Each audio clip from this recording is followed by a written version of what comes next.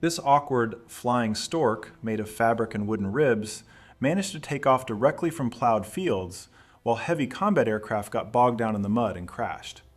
The Fieseler Fi-156 Storch was an aircraft outdated from the moment of its creation, yet it performed missions beyond the limits of possibility and landed where others were guaranteed to suffer a crash. By what miracle did this overloaded ultralight machine pull Benito Mussolini out of a mountain trap, nearly plunging into the abyss? Why did the Soviet attempt to copy the Storch turn into a quiet failure for the Antonov Design Bureau, which they preferred not to mention for a long time? And how did this cheap construction outlive the Third Reich itself, remaining in service for another quarter of a century? Watch this video to the end. Today we will dissect the phenomenal technical secrets of the legendary Storch and find out why primitive simplicity sometimes proves more effective than advanced technologies. Let's begin. On May 24, 1936, an odd-looking machine took to the air at an airfield near Kassel. Long, thin landing gear legs, a narrow fuselage, a glazed cabin that gave the pilot a view of almost everything around, including the ground directly beneath. From the side, it resembled a huge bird resting on the concrete, rather than a piece of military hardware. At the controls sat a man who knew exactly what he wanted to achieve. Gerhard Fieseler had made a name for himself as a famous fighter pilot in the aerial battles of 1914-1918, and after the war, he earned a reputation as an aerobatics champion. In 1930, he opened his own aircraft construction workshop in Kassel. Working alongside him was engineer Reinhold Muse, a man who knew how to turn other people's requirements into working blueprints, and blueprints into metal, wood, and fabric. A year earlier, the German Aviation Ministry had formulated a specification that sounded boring to the point of yawning. A lightweight liaison aircraft was needed, a machine capable of taking off from a short, uneven runway, landing on almost any patch of ground, and carrying one or two passengers between headquarters. No special speed, no armament. Such a task promised no glory by definition. Several design bureaus fought for the contract, including the much larger and more famous Messerschmitt firm, which presented its project under the designation BF-163. Fieseler had neither the reputation of an industrial giant nor the resources of his competitors. He had only one idea, which he believed in immediately and completely. When asked by the commission what his machine was capable of, Fieseler, according to surviving memoirs of contemporaries, replied briefly, "It is not about how fast it flies, it is about how slowly it can fly without falling." The commission found this to be a strange answer. After several months of testing, it began to sound prophetic. And here it is worth pausing for a second.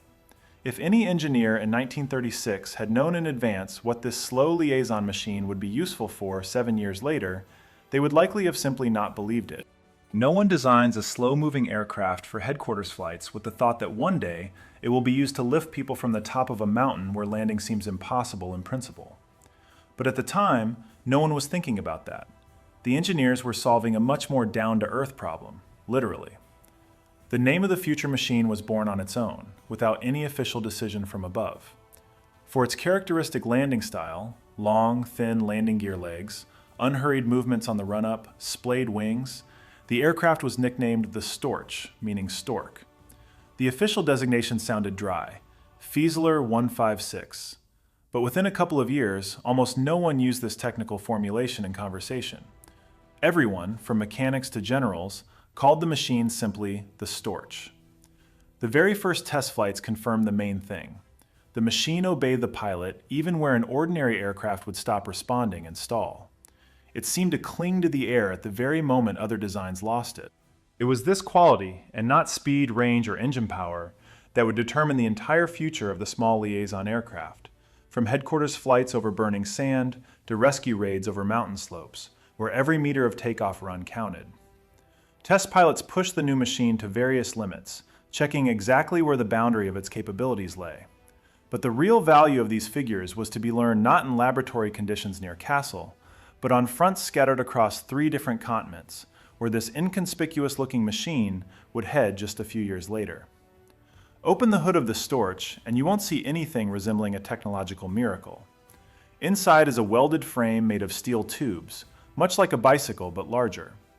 The wings are made of wood and covered with ordinary fabric treated with a special compound for strength.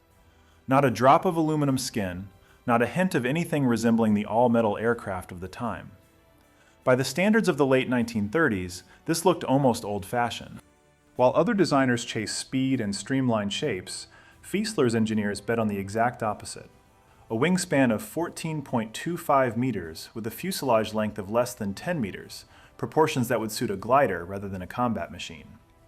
The heart of this design was the Argus AS-10 engine, version C3. Its power was only 240 horsepower. For comparison, the engine power of fighters of the same period was measured in thousands of horsepower. The Storch received less than a quarter of that figure. And with a maximum weight of 1,325 kilograms, such an engine seemed downright weak. But this weakness was deceptive. The lack of power forced pilots to fly differently than on high-speed machines. There was no margin for rough errors. Every movement of the stick had to be calculated because there was simply no extra thrust to pull the aircraft out of a bad maneuver. Pilots who mastered the Storch later recalled that the machine taught them to feel the air practically with their skin, rather than relying on engine power. The main secrets were hidden in the wing. Automatic slats extended forward on their own, without pilot intervention, as soon as the speed dropped to a critical point. They added lift to the wing at the very moment an ordinary wing would lose control and stall. Combined with wide slotted flaps, this system turned flying on the brink of stalling from a deadly trick into a routine operation. The landing gear deserves a separate conversation. The landing gear legs were fixed, long, and equipped with powerful shock absorbers with a stroke of almost half a meter. It was this feature that allowed the Storch to land where landing for any other machine would end in broken gear or worse. A potato field, plowed land, a narrow forest road. For the Storch, these were fully workable conditions, not the exception to the rule. The cabin gave the pilot something almost no other aircraft of the time had: true all-around visibility. The glazing went not only to the front and sides, but also partially below and above. The pilot saw the ground practically beneath him, which proved critical for a liaison aircraft whose main task was to find a specific spot on the terrain and land precisely on it. Put all this together and you get a machine without a single outstanding parameter on its own: a weak engine, a simple frame, ordinary fabric instead of metal. But it was this sum of modest solutions that created an aircraft capable of doing what truly powerful and technologically advanced designs of that period could not. Ask any person what makes an aircraft good, and you will almost certainly hear about speed. It takes off faster, flies faster, reaches its goal faster. The designers of the Storch decided to completely invert this logic. Their machine was valued not for how fast it could fly, but for how slowly it could fly without falling to the ground. The figures here look almost implausible. With a flight weight of 1,240 kilograms, the Storch could stay in the air at a speed of about 50 kilometers per hour. For comparison, that is the speed of a cyclist pedaling at an average pace on a flat road. An ordinary aircraft at this speed would have stalled into an uncontrollable fall long ago. The Storch simply kept flying. With a headwind of 13 kilometers per hour, the machine took off after a run of only 40 meters. For landing, it required even less, 15 meters of roll after touching the ground. Many off-road vehicles of that period did not even have time to gain speed over such a distance, while the Storch was already in the air. But the most impressive demonstration occurred during flight tests in 1937. A pilot landed the machine on a freshly plowed field, and the landing roll after touchdown was about 5 meters. 5 meters is less than the length of a standard truck. The commission watching the landing, according to eyewitnesses, asked to repeat the maneuver because the result seemed to be a timing error rather than a real flight. What allowed the machine to behave so unconventionally? The answer did not lie in engine power, which, as we already know, was frankly lacking. The answer lay in the shape and mechanics of the wing. Automatic slats on the leading edge extended forward precisely when the speed dropped to a critical point. They directed the airflow so that the wing continued to generate lift even where an ordinary machine's airflow would have detached and stopped holding the aircraft in the sky. The slats worked together with wide slotted flaps on the trailing edge of the wing. The pilot did not need to operate them manually, the mechanics worked automatically, responding to changes in speed and angle of attack. In essence, the wing itself adjusted to flight conditions in real time, without a single electronic system, without a single sensor. Simple mechanics of the 1930s did what modern aircraft require complex computer control systems to do. Needless to say, such characteristics interested the military command of the Third Reich for reasons far beyond sporting curiosity. The ability to take off and land practically on a dime meant the ability to operate where ordinary aviation was simply powerless. A forest clearing, a narrow mountain road, a patch of flat land the size of a decent vegetable garden. For most aircraft at that time, such sites meant one thing: it was impossible to land here in principle. For the Storch, it was just another working strip. It was this ability that would soon turn the modest liaison aircraft into a tool that no major campaign of the next few years would do without, from the deserts of North Africa to the snow-covered fields of Eastern Europe. But before talking about this, it is worth understanding how a small workshop from Kassel managed to bring its machine to mass production and convince the command to bet on it. Tests are tests, but a contract is a contract. After a series of demonstration flights, the German Aviation Ministry chose Fieseler's machine over its larger and more prominent competitor. The decision at the time looked almost daring. A small workshop from Kassel beat a firm with much more serious production capabilities. Serial production began in 1937. The first machines went out in small batches, but production quickly gained momentum. By May 1940, the German Air Force already had 355 such aircraft in its inventory. For a machine originally conceived as a modest auxiliary means of communication, the figure looked impressive. The Storch passed its first serious test of combat before this figure was reached. In Spain, during the civil conflict of 1936-1939, the German Expeditionary Force, known as the Condor Legion, received several of the first copies of the new machine. Here, the Storch performed a function that today could be compared to the work of a staff car, only in the air.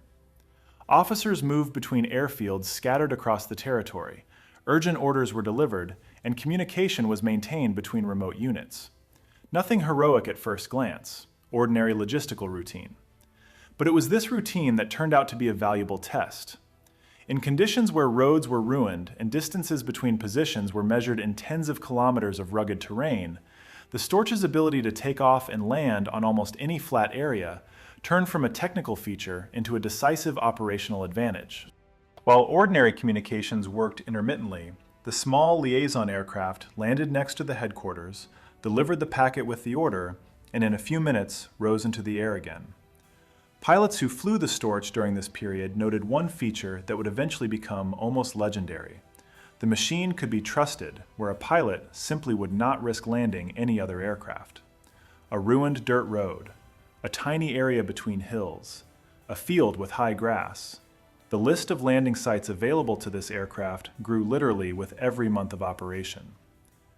By the beginning of 1940, the small machine from Kassel had ceased to be an experiment. It had turned into a time-tested working tool that proved its reliability in real field conditions, and not just on the test site. And the command noticed this. But Spain, for all the value of this experience, was only a warm-up.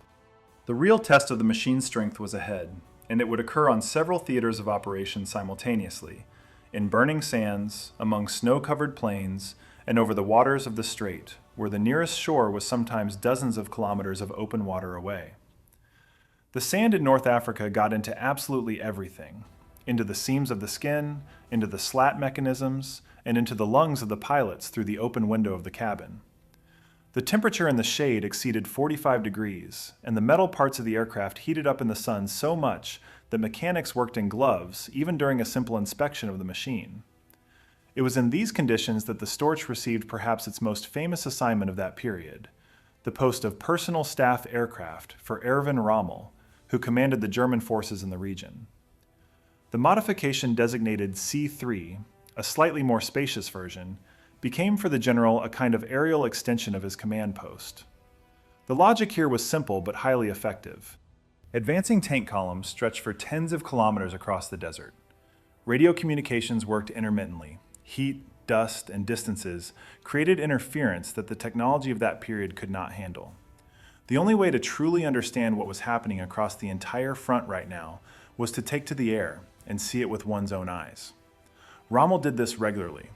The pilots who maintained his personal machine recalled the short and businesslike orders before each flight. Course to the northern flank. I need to see the supply column. Understood, General. How much time do we have? As much as required. Get the machine up. Such dialogues were repeated day after day. The general took to the air to personally assess the position of the advancing units, adjust the direction of the blow, and then land right next to the staff tent and immediately issue new orders. No other aircraft of that period allowed such a thing to be done with such ease. Most machines required a prepared runway, not an arbitrary stretch of sand in the middle of the desert. There is a certain irony in this if you think about it. An aircraft originally designed for boring liaison flights between rear airfields turned out to be an indispensable tool for one of the most prominent military commanders of that period, precisely because it knew how to do what it was created for from the very beginning, to land anywhere and take off again almost immediately. Of course, such a habit had its downside. The slow, easily recognizable silhouette of the Storch in the open sky was a prominent target. Each flight of the general became a small gamble, to gain time and information against the risk of being spotted from the ground or air. And yet, the flights continued with enviable regularity because the value of personal aerial reconnaissance outweighed this risk. By the middle of the campaign in North Africa, the small liaison aircraft had managed to become almost as recognizable a symbol of what was happening here as the tank columns themselves. A simple postal plane turned into the eyes and ears of the command, where ordinary reconnaissance means simply could not keep up with the pace of events.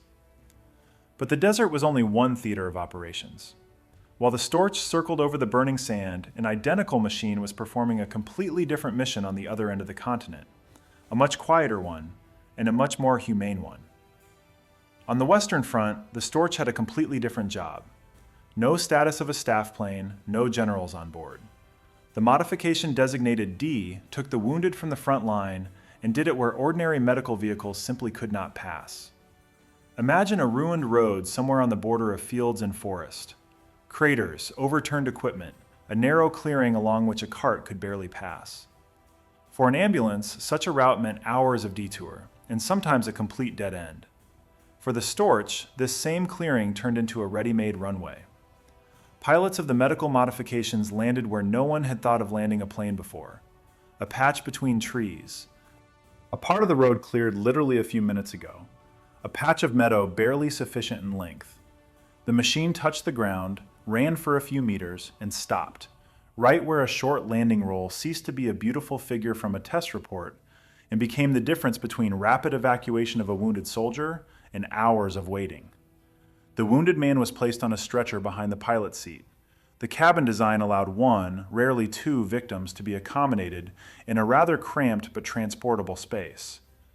The flight to the nearest medical post took minutes, where by land the journey would stretch for hours over ruined roads. It is worth noting one detail that is rarely remembered when talking about this machine. The glazed cabin, which gave the pilot an excellent view during combat flights, performed a completely different function here.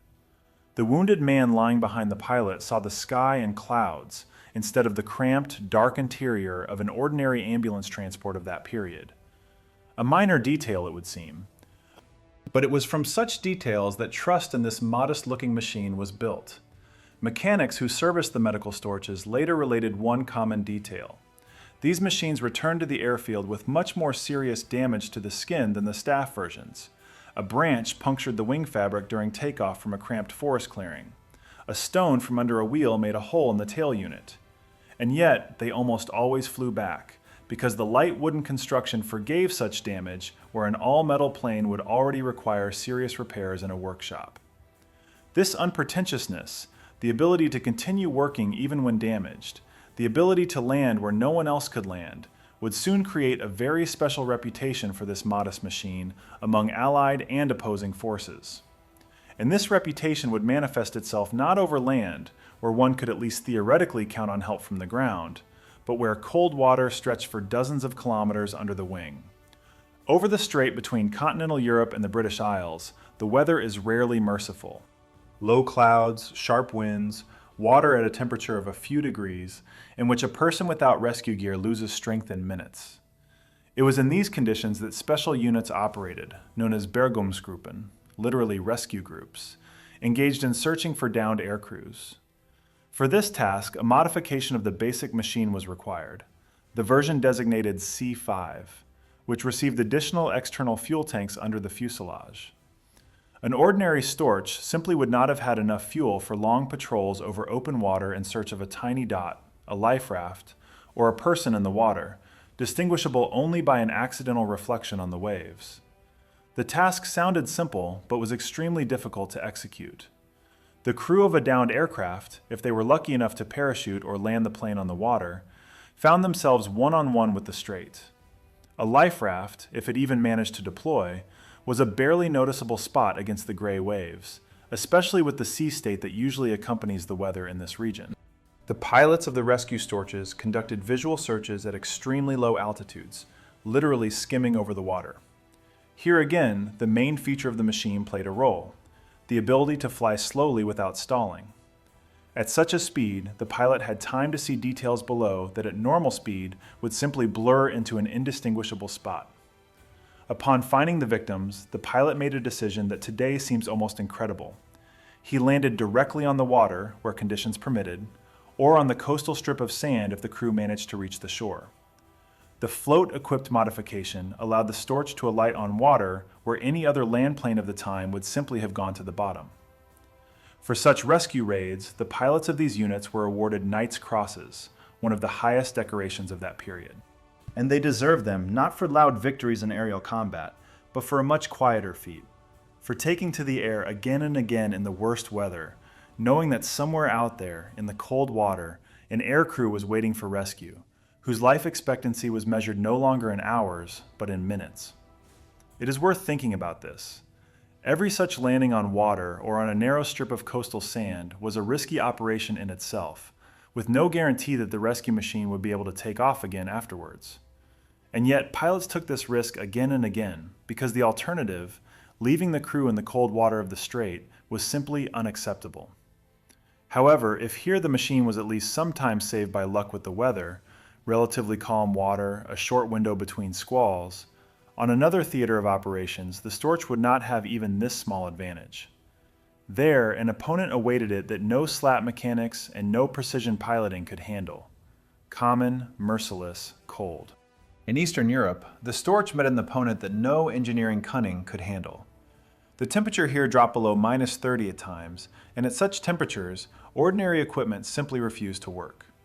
Metal became brittle.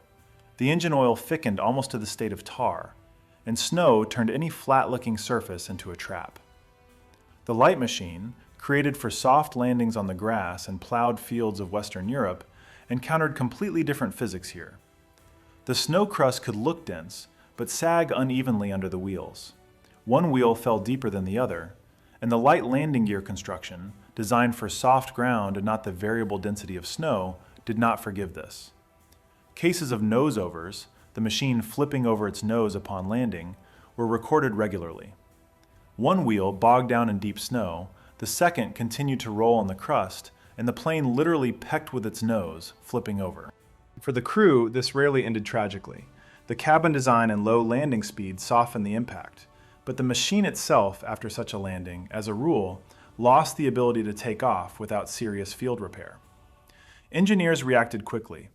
A modification designated I appeared, which received ski landing gear instead of ordinary wheels, an obvious solution for snowy conditions, tested on other types of northern aircraft. But far more interesting was another modification, experimental versions with a tracked drive instead of the usual struts, which made it possible to distribute the weight of the machine over a much larger area and not sink even in loose snow. What is particularly indicative is that even after a serious accident on landing, many damaged machines returned to service. Field crews of mechanics replaced bent landing gear struts, patched the torn wing fabric, straightened deformed frame tubes, and in a few days the plane rose into the air again as if nothing had happened. That very simplicity of construction, which in peacetime could be considered a drawback, here turned into the main advantage. And yet, despite the harshness of conditions in the east of the continent, the most risky and far less known to the general public mission of the small liaison aircraft would happen on a completely different theater of operations, high in the mountains of southern Europe. Only a few people knew about the preparation of this operation at the time, and it would go down in history as one of the most daring episodes in which this modest, slow-moving aircraft ever participated. September 12, 1943, shortly after 2 in the afternoon. The Gran Sasso mountain range in central Italy, 2,130 meters above sea level. Here, in the Campo Imperatore Hotel, which could only be reached by cable car, Benito Mussolini was held under guard. The place was not chosen by chance. The only road up was easily swept by fire and controlled. Helicopters capable of quietly landing troops right at the entrance simply did not exist in 1943. From the perspective of the logic of that time, the hotel on the peak was practically inaccessible. The rescue operation was led by Otto Skorzeny, an officer who had already earned a reputation as a man capable of finding a solution where others saw only a dead end. The plan was built on an element that no one above could foresee: landing gliders descending directly onto a narrow rocky area next to the hotel building. The gliders touched the stony ground one after another, sliding along the uneven surface for a few dozen meters. The paratroopers spilled out before the machines came to a complete stop and rushed to the building. The guards, caught off guard by the appearance of people literally from the sky, put up practically no resistance. One accidental shot into the air, and that was it. The operation, which had been prepared as extremely risky, turned out to be surprisingly quiet. But securing the building turned out to be only half the task. The real problem began next: how to get a man down from the mountain if the only road down was controlled by the enemy, and the nearest flat area suitable for the takeoff of an ordinary plane was dozens of kilometers of mountain terrain away. The answer arrived by air on its own. A small liaison aircraft, that very Fieseler 156, rose into the air from the plane and headed straight for the summit. At the controls sat pilot Heinrich Gerlach. The only area suitable for at least some semblance of a landing was a short, uneven, stony stretch of ground next to the hotel, not at all what the engineers had counted on when designing the machine 7 years ago, but precisely what its entire construction was ultimately created for. Gerlach landed the machine, and it immediately found itself at the center of a new problem. Taking off from this site with only the pilot on board was already considered an almost impossible undertaking. And now, in the cramped two-seat cabin designed for a maximum of 2 people, 3 had to be accommodated: the pilot, Skorzeny, and Mussolini himself. Extra weight meant one thing: the run required to lift off the ground increased, and there was simply no free space for this run on the mountaintop. Ahead was a cliff 2,743 meters above sea level. Behind was a rock wall. The options for maneuver remained exactly 0. Gerlach pushed the throttle forward to the stop. The engine roared. The machine rolled over the uneven stones, bouncing on every bump. The speed increased painfully slowly. The critical point for liftoff was about 48 kilometers per hour, and almost to the very edge of the site, this point had still not been reached. The cliff was approaching. The ground under the wheels ended before the machine gained a confident flight speed. The plane plummeted down, into the void below the cliff. It did not take off, but literally fell from the edge of the mountain, relying on the only thing that could save it: the wing's ability to stay in the air at a speed at which any other machine would have long since stalled into an uncontrollable fall. The landing gear momentarily struck a ledge of the cliff. An impact, a screech, a brief loss of altitude, and in the next second, the automatic slats on the leading edge of the wing did exactly what they had been designed to do 7 years ago near Kassel. They caught the oncoming airflow and kept the wing from stalling at the very moment when the fall already seemed irreversible. The machine leveled out a couple of dozen meters above the mountain slope and slowly, as if reluctantly, began to gain altitude. 3 people and an extra 100 kilograms of weight, which by all engineering calculations left no chance for a successful takeoff, were in the air, not thanks to luck, but thanks to that very design feature for which everything was once started: the ability to stay in the sky when speed should have long since run out. After the scene on the mountaintop, a logical question arises. How did a machine assembled from steel tubes, wood, and ordinary fabric withstand such a load: the landing gear hitting the cliff, the fall into an air pocket near the abyss, the weight of 3 people instead of the calculated 2? The answer lies not in any single detail, but in the very philosophy embedded in the design from day one. Let's start with the engine. The Argus A S-10 engine was air-cooled, without a single drop of liquid in the cooling system. No radiator, no tubes with antifreeze capable of bursting from damage or freezing in the cold. Simply the ribbed casting of the cylinders, cooled by the oncoming airflow directly during flight. A hole in such an engine left a chance to reach the airfield. A hole in the liquid cooling radiator on most other planes of that period meant almost inevitable failure in a few minutes of operation. The same applied to the body of the machine. A wing covered with fabric and not sheet metal behaved completely differently under damage than an all-metal structure. A hole from a stone or a branch did not create a stress concentration in a rigid metal sheet, which could lead to the destruction of the entire panel. The fabric simply tore in one place, leaving adjacent sections of the wing fully functional. A plane with a hole in the skin continued to generate lift almost as effectively as without damage, except at a slightly higher speed, about 60 kilometers per hour instead of the usual 50. Repairs in field conditions turned into an activity that today would seem almost comical. Torn wing fabric was stitched and patched with pieces of handy canvas, literally there, at the airfield, by the forces of ordinary mechanics without special equipment. A bent or broken strut of the bracing was sometimes temporarily replaced with an ordinary pine pole of suitable thickness, cut in the nearest forest. It sounds unserious, but such makeshift repairs often allowed the machine to reach a normal repair base under its own power, rather than being left abandoned in a field until the arrival of an evacuation team. The entire design was built on one simple principle. The fewer complex, flight-critical components in the machine, the fewer chances that accidental damage would prove fatal. No electronics that could not be replaced in field conditions. No hydraulics, a leak from which would instantly deprive the system of operability. Cable control linkage, steel, wood, and fabric, materials that practically any mechanic of the time knew how to process, regardless of his level of training. A logical question arises. If a simple, almost anachronistic design by the standards of the late 1930s proved so successful and in demand on several theaters of operation, did anyone else try to repeat this success? And if so, did they manage to create anything even remotely similar to the original? The success of Fieseler's liaison aircraft did not go unnoticed outside of Germany.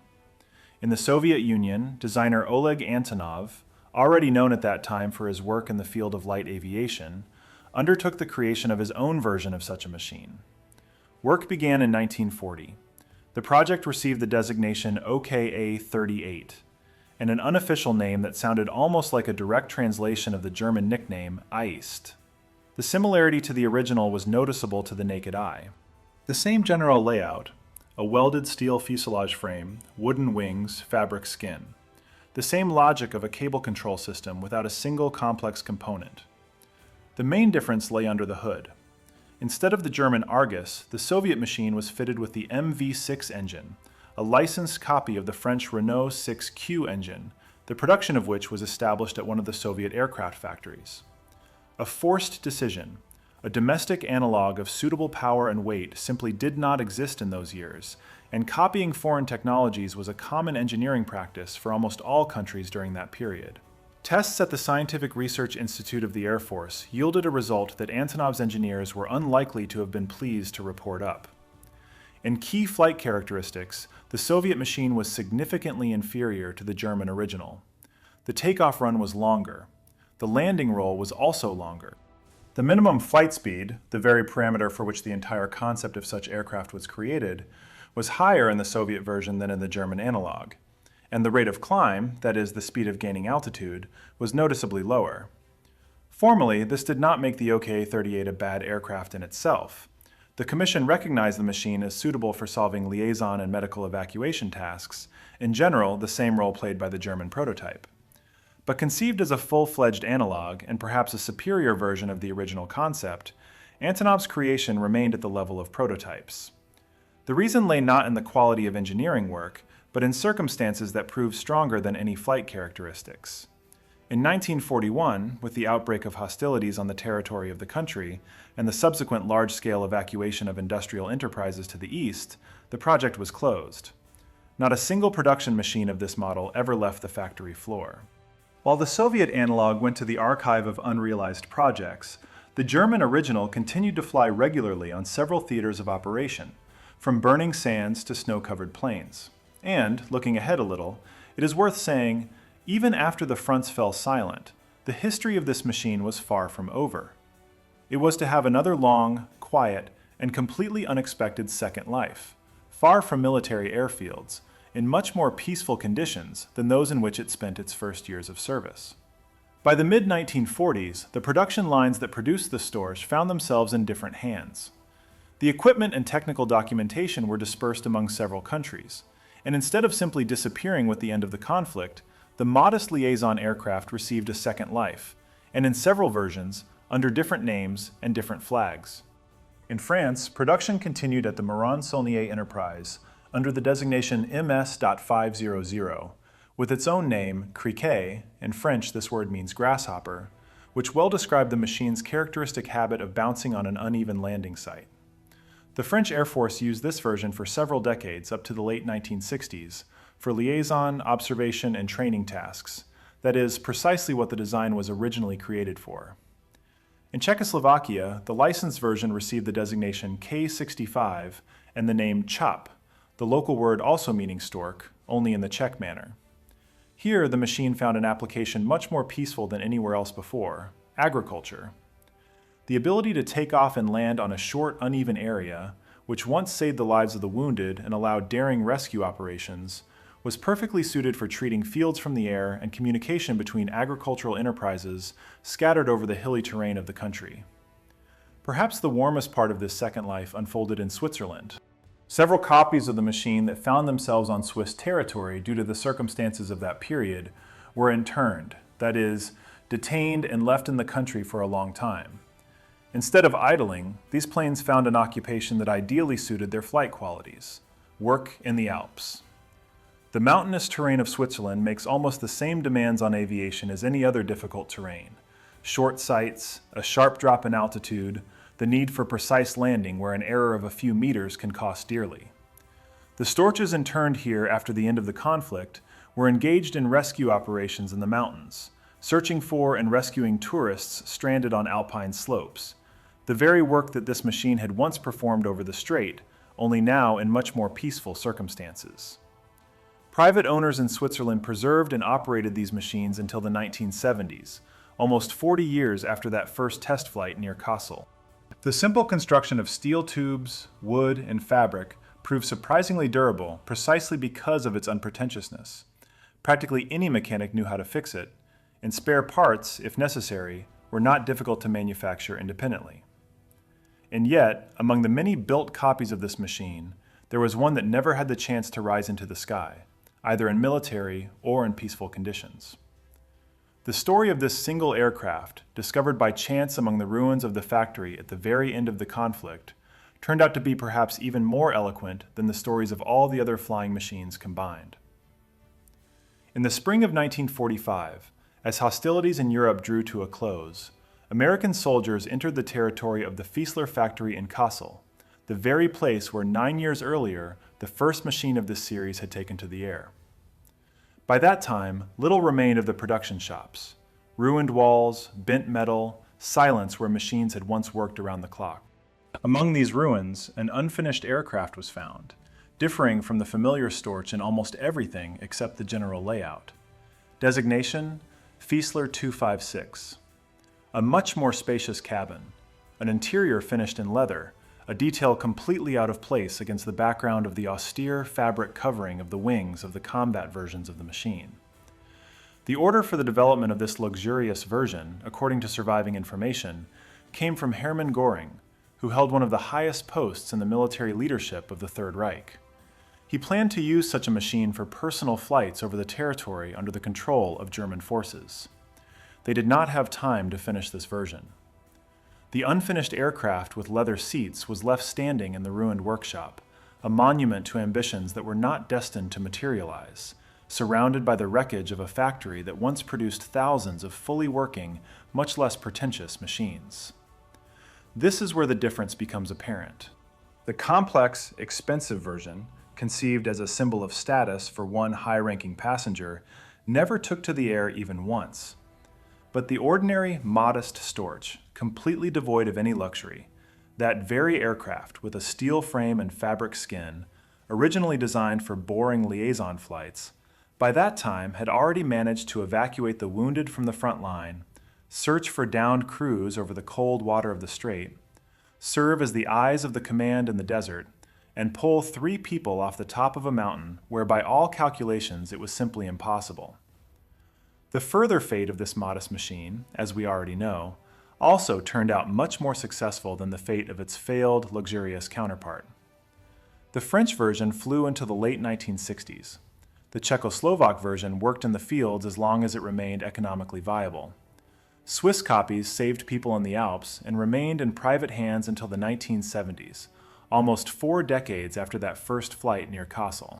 The very idea embedded in this design, the ability to stay in the air with almost no speed, to take off and land where ordinary aviation has nothing to do, did not disappear with the last flying copies. It was passed down to the next generations of short takeoff and landing aviation, from small agricultural biplanes to much later machines like the Swiss Pilatus PC-6, still used for flights in difficult-to-reach mountainous areas around the world. A curious picture emerges if we look back at this whole story. The complex, expensive version, conceived as a symbol of status, remained an unfinished metal frame among the ruins. But the simple working machine, built of steel tubes, wood, and ordinary fabric, outlived not only the state that created it, but also most of the more technologically advanced designs of its era, simply because it knew how to do one thing exceptionally well: to stay in the air where, it would seem, there was nothing left to hold on to.